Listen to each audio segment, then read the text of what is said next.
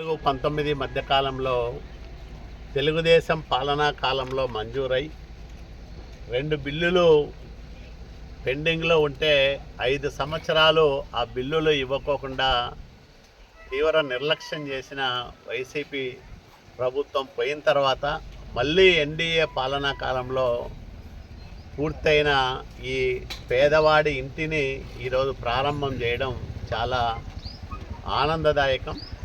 ఎందుకంటే పేదల ఇళ్ల నిర్మాణాన్ని ఒక పవిత్ర యజ్ఞంలాగా 2014-19 మధ్యకాలంలో సాగించాము ఈ ఆంధ్రప్రదేశ్ రాష్ట్రంలో. 10 లక్షలకు పైగా ఇళ్లను పూర్తి చేసి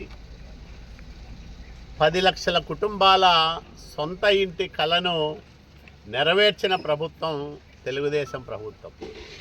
అప్పట్లో రాయదుర్గం నియోజకవర్గంలో కూడా దాదాపు 13,311 ఇళ్ల నిర్మాణాలని చేపట్టడంతో పాటు టిట్కో కింద 1791 బహుళ అంతస్తుల భవన నిర్మాణాలకు శ్రీకారం చుట్టాం. 5 ఏళ్ళు ఇవన్నీ పూర్తి నిర్లక్ష్యానికి గురి కావడంతో పాటు సెంటు భూమి పేరుతో పేదల పేర్లు చెప్పి కోట్ల రూపాయలు వైసీపీ నాయకులు దండుకున్నారు. ఆధారాలతో సహా ఇచ్చాం. రైతుల భూముల్ని కారు చౌకగా కొని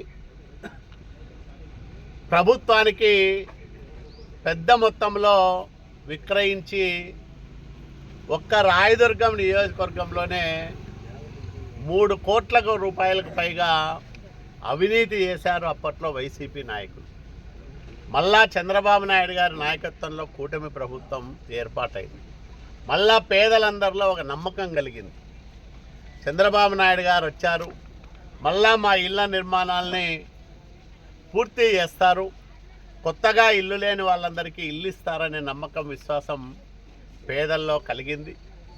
దాంట్లో భాగంగానే ఈ ఏడాదిన్నర కాలంలో మన రాయదుర్గం నియోజకవర్గంలో 773 ఇళ్ల నిర్మాణాలని పూర్తి చేశాం. ఈరోజు వాటన్నిటికీ ప్రారంభోత్సవాలు చేసుకుంటా ఉన్నాం. రాష్ట్ర వ్యాప్తంగా 3 లక్షల ఇళ్ల ప్రవేశాలు ఒక పండగ వాతావరణంలో జరుగుతూ ఉందన్నాయి. స్వయంగా ముఖ్యమంత్రి చంద్రబాబు నాయుడు గారు ఈ కార్యక్రమంలో పాల్గొంటూ ఉన్నారు.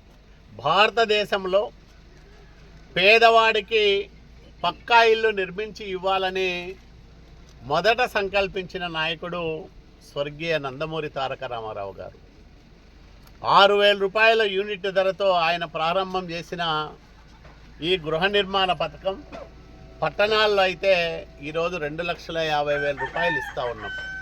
1,50,000 రూపాయలు కేంద్ర ప్రభుత్వం, అట్లాగే 1,00,000 రూపాయలు రాష్ట్ర ప్రభుత్వం సమకూర్చి 2,50,000 రూపాయలు పూర్తిగా రాయితీ రూపంలో 2 ప్రభుత్వాలు అందజేస్తూ ఉన్నాం. దానికనే ఈ పథకానికి PMAY NTR పథకం కింద BLC బెనిఫిట్ లెడ్ కన్స్ట్రక్షన్ పేరుతో ఈ నిర్మాణ కార్యక్రమాలన్నీ కూడా చేపట్టాము అప్పట్లో. అవన్నీ ఇప్పుడు పూర్తి అవుతూ ఉంటే మాకు ఎంతగానో సంతోషం కలుగుతూ ఉంది. పేదలు సౌకర్యవంతమైన ఇళ్లల్లో పిల్లా పాపలతో ఆనందంగా ఉండాలనేదే చంద్రబాబు నాయుడు గారి సంకల్పం. ఆయన సంకల్పం మేరకు ఈ టర్ములో 2029 నాటికి రాయదుర్గం నియోజకవర్గంలో పేదలందరికీ పక్కా ఇళ్ల నిర్మాణాలని పూర్తి చేస్తామని నేను మనవి చేస్తూ ఉన్నా. ఈ సంవత్సరం PMAY NTR హౌసింగ్ పథకం కింద దాదాపు 321 ఇళ్ళు కొత్తగా మంజూరయ్యాయి రాయదుర్గం పట్టణానికి. అవన్నీ పూర్తి చేస్తాం. అట్లాగే మరింత ఎక్కువ మందికి గ్రామాల్లోనూ పట్టణాల్లోనూ ఇళ్ల నిర్మాణాలు చేపట్టడం జరుగుతుంది.